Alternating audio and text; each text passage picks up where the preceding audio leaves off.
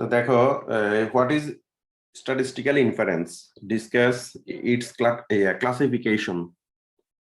Statistical inference হচ্ছে মানে পরিসংখ্যান অনুমান, মানে আমরা যে পরিসংখ্যানগতভাবে কিছু অনুমান করি, এই অনুমানটাই হচ্ছে যে অনুমান করে, মানে পরিসংখ্যান মানে হচ্ছে ফার্স্ট অফ অল অনুমান করতে হবে, তারপরে হচ্ছে ওই ওই অনুসারে ডাটা কালেকশন করতে হবে, তারপরে ডাটা অ্যানালাইসিস করতে হবে, তারপরে হলো ফলাফল দেখাতে হবে যে আমি যে অনুমান করেছিলাম আর বাস্তবিক পক্ষে আমি যে ডাটা কালেকশন করে ক্যালকুলেশন করেছি তো কতটুকু ফিডব্যাক আসলো, মানে আমার অনুমানের সাথে বাস্তবের ফলাফল কতটুকু মিললো। তো দেখা যাচ্ছে যে সবচেয়ে মজার ব্যাপার হচ্ছে পরিসংখ্যান জিনিসটা হচ্ছে এমন একটা জিনিস, তুমি যে অনুমান করবা একটা জিনিস, হ্যাঁ, অনুমান করা জিনিসটা আর বাস্তবের জিনিসটার মধ্যে কত বেশি ডিফারেন্স হয় না, ঠিক আছে? তো যার কারণে একজন পরিসংখ্যানবিদ খুব অল্প সময়ে ক্যালকুলেশন করে দ্রুত রেজাল্ট দিয়ে দিতে পারে, যে তার অনুমান ক্ষমতাটা সে আস্তে আস্তে আয়ত্ত করে নেয়, যার কারণে এই যে কোনো জিনিসের ফলাফল সে দ্রুত দিতে পারে। দেখা যাচ্ছে যে একজন ম্যাথমেটিশিয়ানের তুলনায় সে একজন পরিসংখ্যানবিদ ভালো দ্রুত ফলাফল দিতে পারে, যার কারণে অদূর ভবিষ্যতে আমাদের পরিসংখ্যান যারা আমরা এক্সপার্ট হতে পারবো ভবিষ্যতে, হ্যাঁ, তাহলে আমরা অনেক পাবো, মানে সব জায়গায় অনেক দ্রুত গতিতে ক্যালকুলেশন করার কারণে খ্যাতি পাবো। অনুমান নির্ভর সবকিছু, বর্তমানে পৃথিবীতে সবকিছু অনুমান নির্ভর, যে আগামীতে কি হবে, হ্যাঁ, আগামীতে কি হবে এই জিনিসটাই সবচেয়ে বেশি ইম্পর্টেন্ট। সবাই কিন্তু 20 বছর, 10 বছর, 15 বছর, 50 বছর পরে কি হবে এটা অনুমান করতেছে। তো এই জন্য এই স্ট্যাটিস্টিক্যাল ইনফারেন্সের মাধ্যমে দেখা যাচ্ছে যে অনেকে এই জিনিসগুলা কাজগুলা করে যাচ্ছে। তো ঠিক আছে, বেসিক জিনিসটা হালকা বোঝালাম, এখন শুরু করি। Statistical inference, statistical inference is the process of making conclusion regarding unknown characteristics or parameter of a population. মানে একটা পপুলেশনের কিছু প্যারামিটার বা কিছু কিছু অজানা চরিত্রকে নিয়ে, হ্যাঁ, একটা কনক্লুশনে পৌঁছানোই হচ্ছে স্ট্যাটিস্টিক্যাল ইনফারেন্স, ঠিক আছে? On the basis of observe sample ড্রন from the population, মানে যে কোন সমস্যা, কথা বোঝা যাচ্ছে? জি স্যার, আমরা শুনতেছি। ইমদাদের একটা প্রবলেম হইতেছে মনে হয়। ও কি জয়েন করতে পারে নাই নাকি?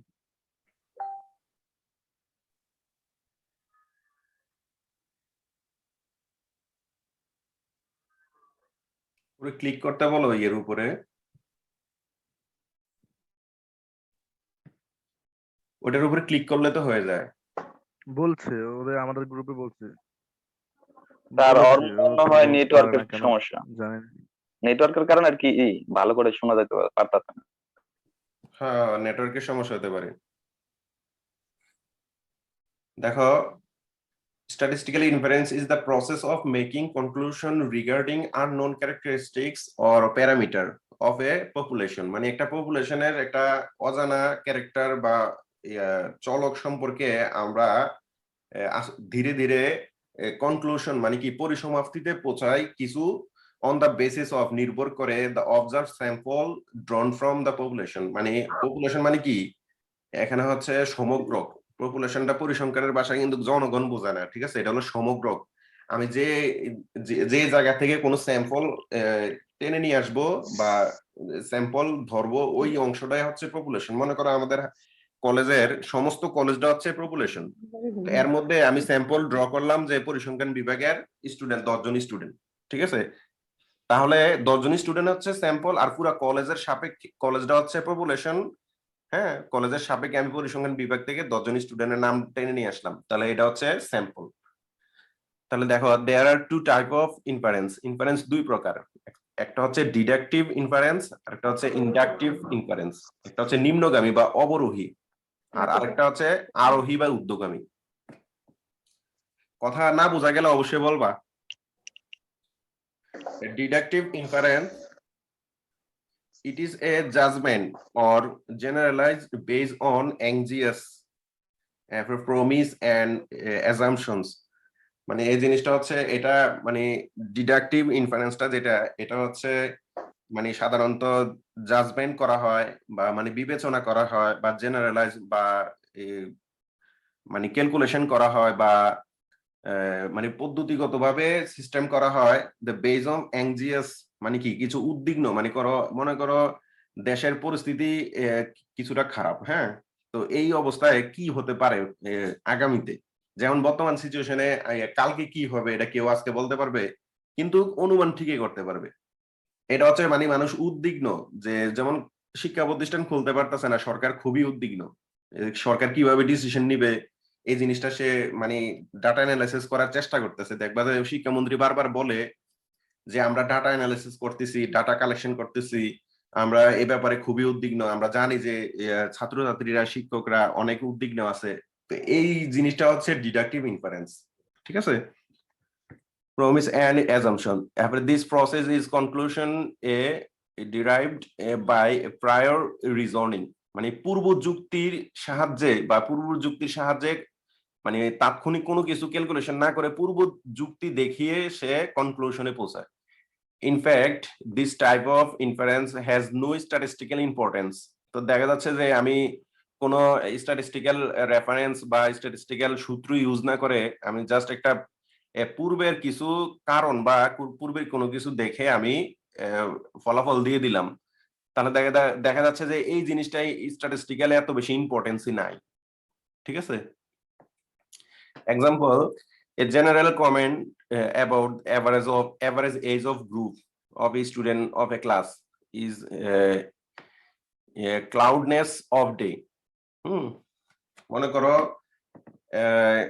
মেঘাচ্ছন্ন থাকার কারণে আজকে ক্লাসের মধ্যে তেমন স্টুডেন্ট উপস্থিতি নাই, তো এই জিনিসটা স্ট্যাটিস্টিক্যাল ইম্পর্টেন্স এত বেশি নাই, জাস্ট আমি বলে দিলাম যে আজকে একটু মেঘাচ্ছন্ন এই জন্য ক্লাসে স্টুডেন্ট কম, ঠিক আছে। এটা হচ্ছে ডিডাকটিভ ইনফারেন্স, মানে জাস্ট পূর্ব কিছু ধারণা থেকে একটা জিনিস বলে দেওয়া, ঠিক আছে। তারপরে আসো inductive inference, the inference which obtain on the basis of empirical মানে বাস্তবিক অর এক্সপেরিমেন্টাল মানে পরীক্ষিত, বাস্তবিক এবং পরীক্ষিত or observational activities is called inductive inference. অর্থাৎ যেই জিনিসগুলো আমরা বাস্তবিক পক্ষে দেখি এবং এক্সপেরিমেন্টাল মানে কি পরীক্ষা করি এবং অবজারভেশনাল মানে পর্যবেক্ষণ করি, হ্যাঁ, নিজে বাস্তবিক ঘটনা এবং পরীক্ষিত এবং আমি নিজে পর্যবেক্ষণ করি, এইসব অ্যাক্টিভিটিস গুলো হচ্ছে inductive inference. Mainly inductive inference has statistical importance, মানে মূলত হচ্ছে ইন্ডাকটিভ ইনফারেন্সটাই পরিসংখ্যানে অনেক গুরুত্বপূর্ণ। There are two types of inductive inference. একটা হচ্ছে এস্টিমেশন, একটা হচ্ছে type of hypothesis, test of hypothesis, sorry. Estimation জিনিসটা কি? প্রাক্কলন, যেটা আমরা জানি যে কোনো কিছু প্রাক্কলন করা মানে কি পরীক্ষা করা বা কোনো কিছু যাচাই বাছাই করা এরকম। আর টেস্ট অফ হাইপোথিসিসটা হচ্ছে কল্পনা, যে তুমি আগাম একটা জিনিস কল্পনা করবা এবং ওইটাকে স্ট্যাটিস্টিক্যালি ভাবে ক্যালকুলেশন করবা, হ্যাঁ, ফলাফল কি তোমার কল্পনার সাথে অ্যাডজাস্ট হলো নাকি হলো না এটা ডিসিশন নেবা, এটা হচ্ছে টেস্ট অফ হাইপোথিসিস, ঠিক আছে। এস্টিমেশন জিনিসটা দেখো, estimation is the process of arriving or finding the value of unknown parameter, মানে যে কোনো আননোন প্যারামিটার, অজানা এক প্যারামিটার মানে হচ্ছে চলক, অজানা চলকের মান বের করার জন্য যে প্রসেস আমরা বের করি বা যে সিস্টেমে আমরা বের করি ওইটাই হচ্ছে এস্টিমেশন। এরপর on the basis of sample মানে স্যাম্পলের উপর নির্ভর করে, when the form of a population is unknown মানে পপুলেশনটাও আননোন, ঠিক আছে। পপুলেশন আননোন পপুলেশন থেকে যখন কোনো স্যাম্পল ড্র করে ওইটার সম্পর্কে আমরা কোনো সিদ্ধান্তে পৌঁছাবো, ওইটাই হচ্ছে estimation. Or assumed to be unknown মানে ওই ধারণাটাও অজানা, ঠিক আছে। তখন এটাকে এই যে পদ্ধতিতে আমরা যে প্রসেসে এগিয়ে যাব এটাই হচ্ছে এস্টিমেশন, মানে অজানা কোনো কিছু নির্ণয় করার পদ্ধতি হচ্ছে যে প্রাক্কলন করা, যে আমার একটা জিনিস আমার কাছে অজানা, আমি এই জিনিসটা ক্যালকুলেশন করে নির্ণয় করব, স্ট্যাটিস্টিক্যাল ওয়েতে ক্যালকুলেশন করে নির্ণয় করব, এটা হচ্ছে এস্টিমেশন করা মানে প্রাক্কলন করা। ঠিক আছে, কথা বোঝা যাচ্ছে?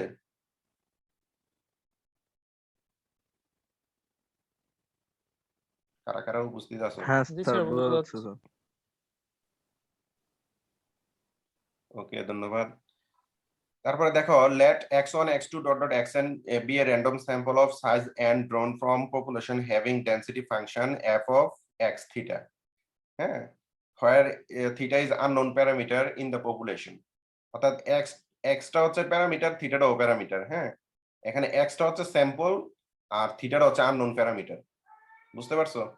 দেখো, আমরা n সংখ্যক পপুলেশন থেকে n সংখ্যক সাইজের একটা স্যাম্পল ড্র করলাম। হ্যাঁ, যেখানে থিটাটা হচ্ছে আননোন প্যারামিটার। তো নাও if we are interest to find N estimate of theta on the basis of sample, মানে আমরা যদি স্যাম্পলের উপর বেস করে এই থিটাটাকে এস্টিমেট করতে চাই, তাহলে আমরা কি কি সিস্টেমে ক্যালকুলেশন করব? Then the process to be use is called estimation. মানে এই প্রসেসটাকে তখন বলা হবে এস্টিমেশন পদ্ধতি। In statistics, there are two type of estimation. Estimation দুই প্রকার পরিসংখ্যানে। একটা হলো সিকোয়েন্সিয়াল এস্টিমেশন আর একটা হলো non sequential estimation. Again, non sequential estimation can be deserved two types, মানে দুই রকম ভাগ করা হয়। তো এখানে টাইপসটা দেয় নাই, ও সরি দিছে, পয়েন্ট এস্টিমেশন আর ইন্টারভ্যাল এস্টিমেশন। এখন পয়েন্ট এস্টিমেশনটা কি, এটার বিস্তারিত লিখে নাই, হয়তো পরে লিখা আছে, আমি একটু হালকা বোঝাই দিচ্ছি। ওই দেখো, ওই ডেফিনেশনের মধ্যে পয়েন্ট এস্টিমেশন আর ইন্টারভ্যাল এস্টিমেশন আছে। তো পয়েন্ট এস্টিমেশনটা মূলত হচ্ছে কি, যে কোনো কিছু বিচ্ছিন্ন ঘটনাকে আমরা যখন এস্টিমেশন করতে যাব, মানে ছোট ছোট বিচ্ছিন্ন ঘটনা যখন আমরা এস্টিমেশন করতে যাব, তখন আমরা পয়েন্ট এস্টিমেশনটা ইউজ করব। আর ইন্টারভ্যাল এস্টিমেশন হচ্ছে কি, একটা রেঞ্জ থাকবে। যে মনে করো আজকে একটা বিচ্ছিন্ন ঘটনা, আজকে বৃষ্টি হবে নাকি হবে না, একটা বিচ্ছিন্ন ঘটনা। কিন্তু আমি যদি বলি আগামী 3 দিন বৃষ্টি হবে কিনা, 3 দিনের মধ্যে একটা কন্টিনিউয়াস প্রসেস চলে আসতেছে, এই জন্য এটা হচ্ছে ইন্টারভ্যাল এস্টিমেশন হবে। আর পয়েন্ট এস্টিমেশনটা হবে কোনো বিচ্ছিন্ন ঘটনা, মানে ক্ষুদ্র ক্ষুদ্র বিচ্ছিন্ন ঘটনা ঘটবে কিনা। তারপরে দেখো, ইনফারেন্সের এই প্রথমতার কিছু ইম্পর্টেন্ট জিনিস, এই ডেফিনেশন গুলো। হ্যাঁ, ডেফিনেশন গুলো অনেক অর দেওয়া আছে। হ্যাঁ, তোমরা যদি অর গুলা মনে না রাখতে পারো, মুখস্থ করতে সমস্যা হয়, তাহলে দেখা যাচ্ছে যে কোনো অরের যে কোনো একটা ওয়ার্ড মুখস্থ করবা, আর বাকিটা কেটে দিবা। এটি সুন্দর করে নোট করবা, নোট করার সময় সংক্ষেপে মানে অরটা বাদ দিবা। যেমন পপুলেশনের ডেফিনেশনটা দ্য টোটালি অর এগ্রিগেট, ঠিক আছে, of all elements or units. এখানে কিন্তু বারবার অর দেওয়া আছে, তো যে কোনো একটা নিয়ে নিয়ে লেখে মুখস্থ করবা, তাহলে ডেফিনেশনটা একটু ছোট হয়ে যাবে, মুখস্থ করতে সহজ হবে। ঠিক আছে, এখানে অনেকগুলো ডেফিনেশন আছে, এই ডেফিনেশন গুলো খুবই খুবই ইম্পর্টেন্ট। এখানে ইনফারেন্স বুঝতে গেলে এই ডেফিনেশন গুলা পড়তে হবে, এবং স্ট্যাটিস্টিক্স এর ক্ষেত্রেও এই ডেফিনেশন গুলা খুব ইম্পর্টেন্ট। তাহলে আসো আমরা এটি দেখি।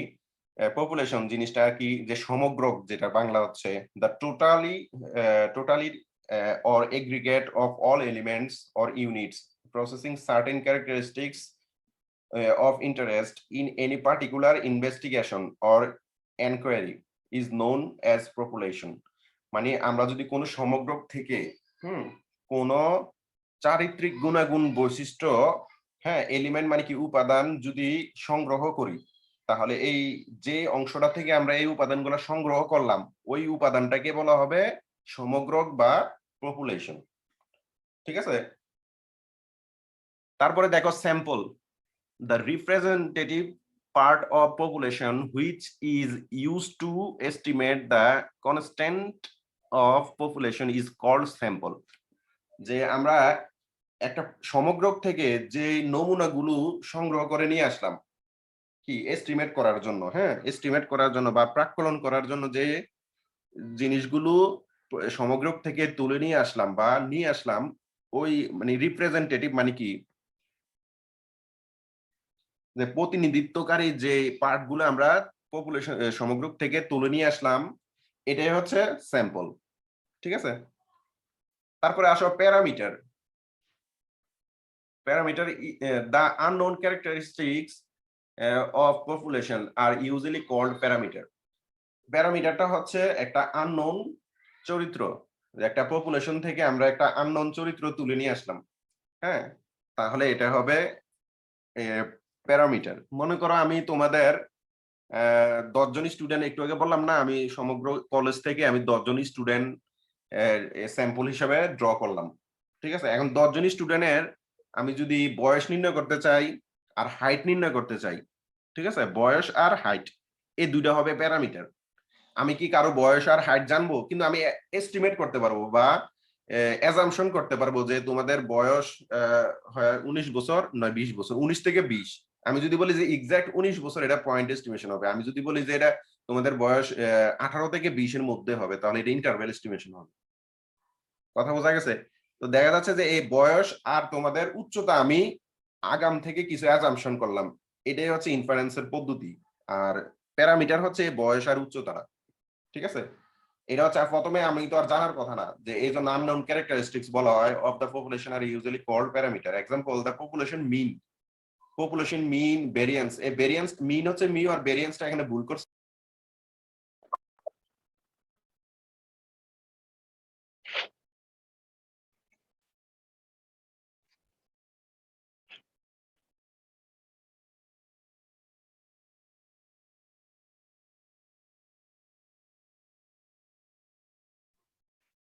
কথা শোনা যাচ্ছে? হ্যাঁ স্যার। Yes. স্যার কি ওয়াইফাই চলে গেছিল? হ্যাঁ হ্যাঁ, ওয়াইফাই চলে গেছে। আচ্ছা, এখন আবার আসছে।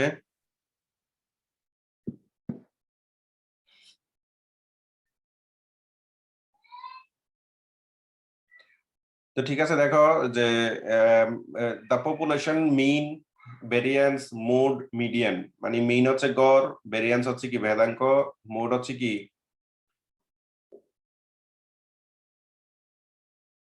মোড প্রচুরক। প্রচুরক, আর মিডিয়ান হচ্ছে মধ্যক। ঠিক আছে, এই জিনিসগুলো আমরা 9 10 পড়ে আসছি যে যে কোনো স্যাম্পল থেকে ক্যালকুলেশন করতে হয় কিভাবে।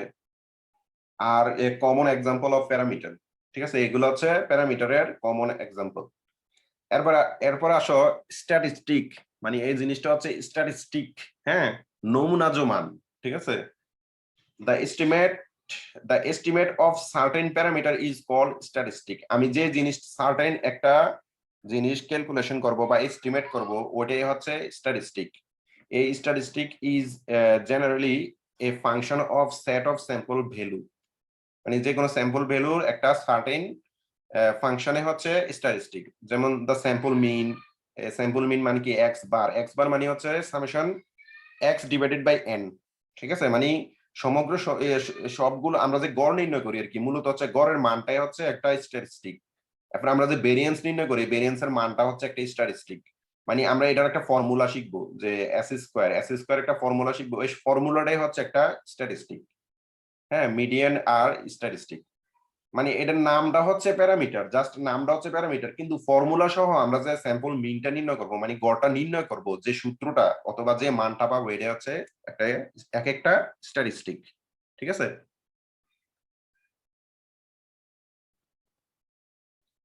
তারপরে দেখো এস্টিমেটর। এস্টিমেটর জিনিসটা কি? প্রাক্কলক। ঠিক আছে, এস্টিমেশন হচ্ছে প্রাক্কলন, আর এস্টিমেটর হচ্ছে প্রাক্কলক। Any statistic which values are used to estimate the value of unknown parameter is called an estimator of parameter. মানে যে কোনো একটা statistic whose values are used to estimate the values of unknown parameter, মানে unknown parameter ব্যবহার করে যে কোনো একটা এক চলকের মান আমরা যখন নির্ণয় করব, তখন এটাকে বলা হবে এস্টিমেটর, এস্টিমেটর অফ প্যারামিটার, ওই প্যারামিটারের এস্টিমেটর। Example দেখো, let x1 x2 dot dot xn be a random sample of size drawn from normal distribution। এটা নরমাল ডিস্ট্রিবিউশন হচ্ছে মিউ আর সিগমা স্কয়ার, এখানে সিগমাটা উঠে নেই। ঠিক আছে, দেখো এত চেক করছি তবুও ভুল রয়ে গেছে, মিউ এন্ড সিগমা স্কয়ার হবে এটা। হ্যাঁ, নরমাল ডিস্ট্রিবিউশন, এটা নরমাল ডিস্ট্রিবিউশন বলা হয় যেখানে নরমাল ডিস্ট্রিবিউশনের দুইটা প্যারামিটার হচ্ছে মিউ এন্ড সিগমা স্কয়ার। ঠিক আছে, if the statistic x bar is used to estimate the population parameter mu, then x bar is called an estimator of mu। ঠিক আছে, মানে মিউটা